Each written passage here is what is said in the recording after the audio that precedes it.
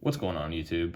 Florida Man Knives here with a vintage knife that's got a little bit of a story behind it and is also just a really cool piece of Spyderco history and is just a really fun knife overall too. So this is of course the Spyderco Native, more specifically the BRK Native, and you can see it says first generation BRK on the blade here.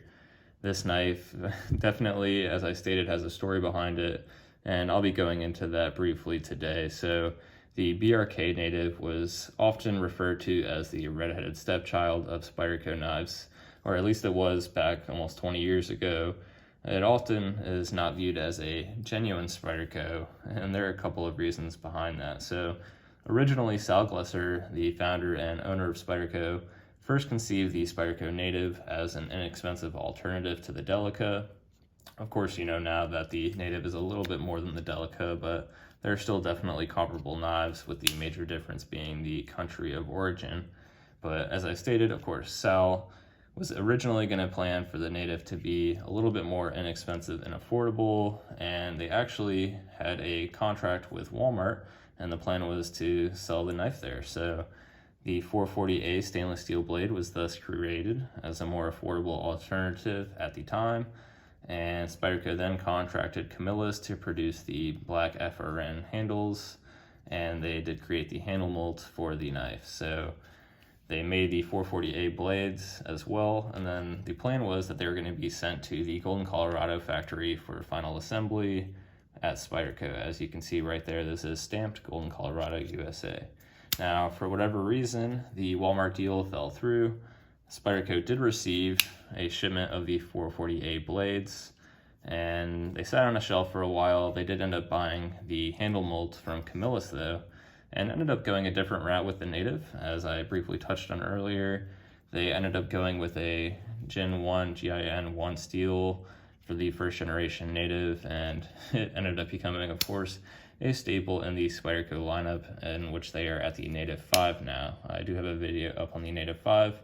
Go check out my channel and search that video if you are curious. But anyways, moving on, supposedly Blue Ridge Knives later bought the old 440A blades from Spyderco, as well as the old handles that Camillus had made, and they then contracted Camillus to provide the remaining parts and assemble the knife. So this knife was then fully assembled by Camillus, and therefore Camillus did provide the warranty on this knife. So that is why the BRK Native is not necessarily viewed as a real Spyderco per se.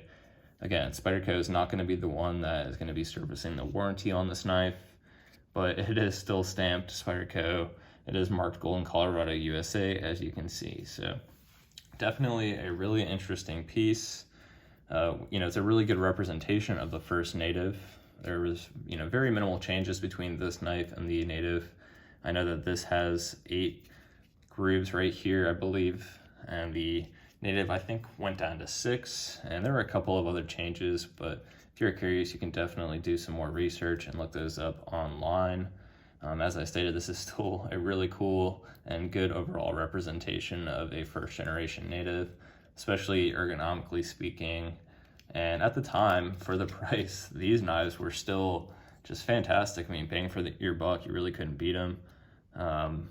They might not be as reliable overall as a Spyderco. I mean, you can see this knife still 20 years later. The blade centering is not bad.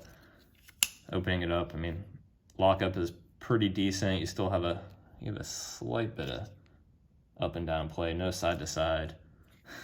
So, really can't talk down on these knives too much. It's still super cool. Spyderco, again, played a huge part in this, and it is a part of Spyderco history. If I was a huge Spyderco Native fanboy specifically, I think that this has a place in the collection of Natives. If I were to be a Native collector, for example. So you can find these knives on the secondary market at an affordable price, relatively speaking, especially if you're going to compare them to the actual first generation Spyderco Natives. But again, short video here just on the BRK Native, and a knife again that I think is still super cool. And this knife is my dad's that he had lent to me for a review. I'm really grateful to him for allowing me to take a look at this and make a video on it.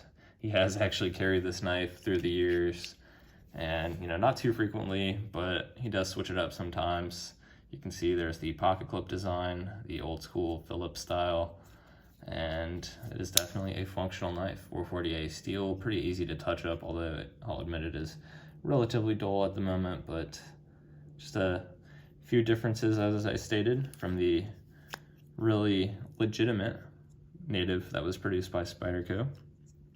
But a super cool knife, and I would really be curious to hear what you guys think in the comments below of this thing. Have any of you ever seen a first generation BRK Native? If you have heard this story, or if you're familiar with this knife, I'd be curious to hear that as well.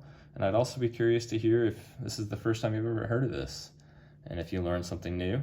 And I definitely would be happy to hear that for sure. And as always, I really appreciate everybody watching, and hope you enjoy the rest of your day. Thanks.